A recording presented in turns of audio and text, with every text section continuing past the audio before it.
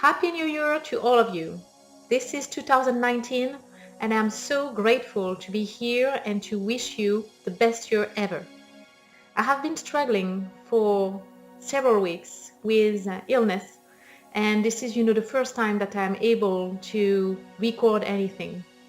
My team has been really supportive and you can reach them at any time. I am back and I will be serving you in 2019 the best way that I can.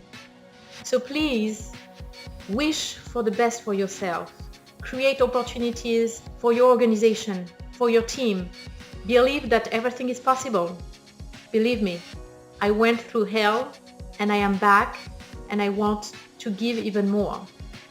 So if you have any project that you feel that we can help you to accomplish for your organization, for your team, if you want to grow in your organization, if you want to develop even more leadership skills and also more team cohesiveness, you can reach out to us, Silvana, Alex, myself, and other coaches will be willing to support you in 2019.